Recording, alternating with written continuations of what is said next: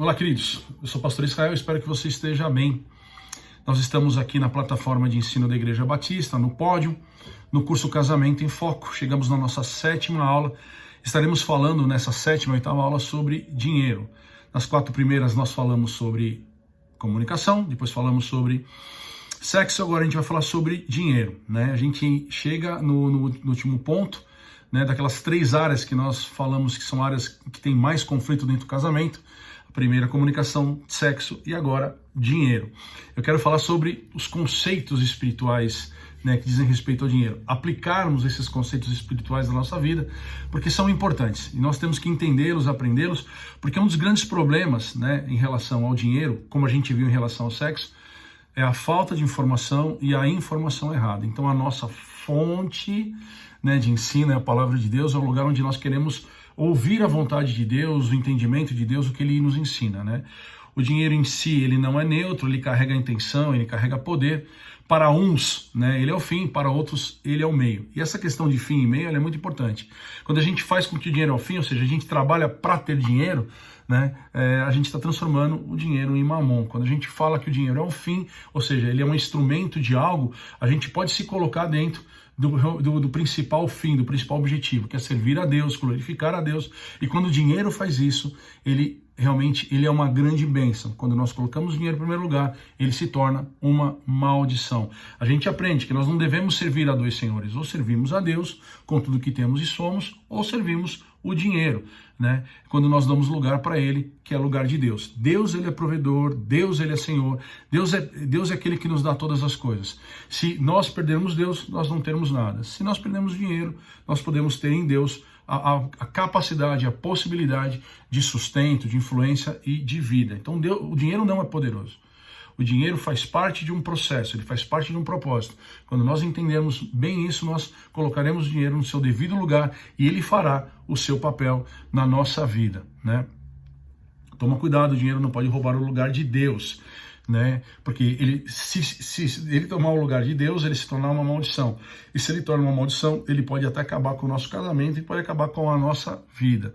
Então nós precisamos lidar com o dinheiro e com os seus propósitos, né, para que a gente tenha e possa fazer uma boa manutenção da nossa vida. Aqui vai uma pergunta para você. Em que lugar, né, no seu coração está o dinheiro? Né? Se ele estiver num lugar muito importante, você tem um problema. Talvez você viva para ele. E você não consiga viver para Deus, você não consiga viver para a tua família, você não consiga viver para aquilo que de fato Deus te chamou para viver. Então eu quero falar de uma forma bem prática sobre 10 pontos, né? Falarei primeiramente dos 5 nessa aula e na próxima aula falarei dos outros 5. E eu quero falar desses temas porque eles são fundamentais. Novamente eu falo de fundamento, aquilo que nós devemos colocar em primeiro lugar na construção da nossa vida. E eu quero colocar isso na construção do nosso relacionamento com Deus e nosso relacionamento com o dinheiro. O que nós vamos fazer com o dinheiro tem muito a ver com aquilo que nós fazemos, com aquilo que nós buscamos em Deus. Se Deus estiver em primeiro lugar, o dinheiro certamente será uma bênção, porque através de Deus aprenderemos a lidar bem com o dinheiro. Então o primeiro ponto que eu quero falar com vocês é a base de tudo. Deus é o nosso provedor.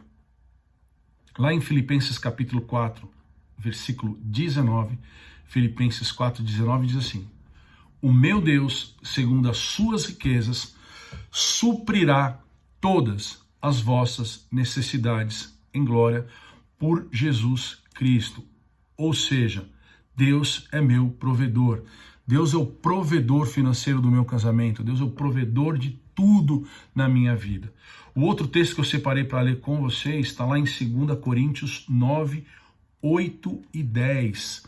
Diz assim: e Deus é poderoso para fazer abundar em vós toda a graça, a fim de que, tendo sempre, em tudo, toda a suficiência, abundeis em toda boa obra, conforme está escrito: espalhou, deu aos pobres, a sua justiça permanece para sempre.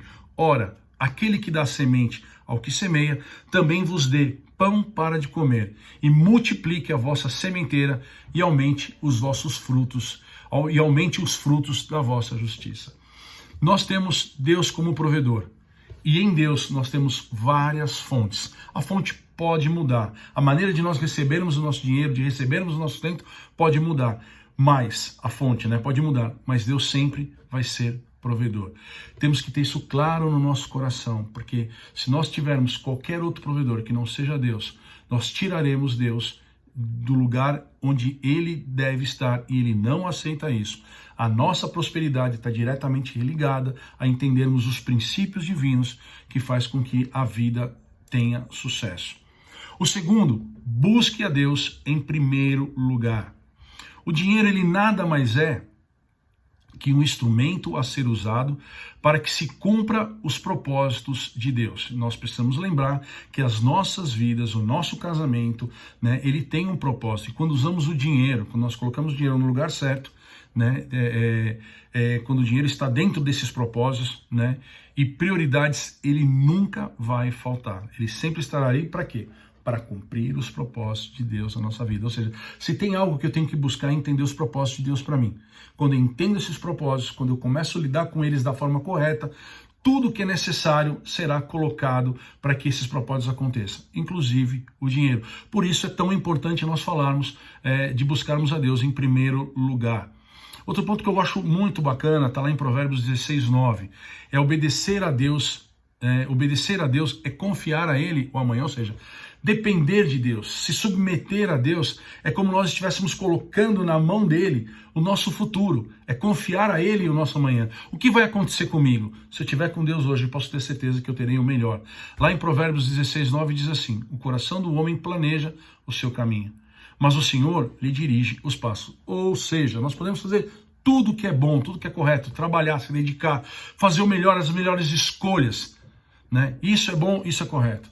Mas se nós não entendermos que a escolha, né, o caminho vem do Senhor, talvez a gente venha a se perder, né, nessa questão. Muitas vezes a gente pode achar que foi o nosso esforço que rendeu algo. Claro que o nosso esforço é fundamental, mas a nossa vida depende do Senhor. Ele dá a palavra final. Então obedecer a Deus, confiar nele, alinhar a nossa vontade com a vontade dele, tem tudo a ver com prosperidade, tem tudo a ver com plenitude. Provérbios 16:9 diz: o coração do homem planeja o seu caminho, mas o Senhor que dirige os seus passos. Nós dependemos de Deus e nós não podemos abrir mão dessa verdade e não podemos deixar de falar isso, né, numa aula como essa, que fala sobre dinheiro, que fala sobre casamento. O quarto ponto é algo muito bacana, né, e eu gosto muito disso. Tem a ver com dependência também. É o dízimo, é a prova de fé, né? O dízimo santifica, ele consagra as nossas posses, ok? Dizimar, ofertar, né? Mas principalmente dizimar, eu quero falar mais especificamente sobre o dízimo, né? Ele consagra todas as nossas posses, é o reconhecimento do amor e do cuidado de Deus, né? É a forma de nós mostrarmos dependência, é a fé com propósito e gratidão. Né? É a nossa maior atitude de reconhecimento a Deus, né? Como Deus provedor, como Deus Senhor de todas as nossas coisas. Como eu disse, Ele consagra as nossas posses. Eu não estou falando que Ele consagra o nosso salário, Ele consagra tudo que nós temos. Quando nós dizimamos, quando nós entendemos, né, esse princípio de prosperidade, né, nós estamos trazendo para dentro da nossa vida bênçãos, nós estamos trazendo para a nossa vida Deus, estamos colocando a nossa vida diante de Deus. Queremos que tudo isso caminhe juntos, que a nossa vida cumpra os propósitos, que Deus cumpra os propósitos das nossas vidas de forma desembaraçada.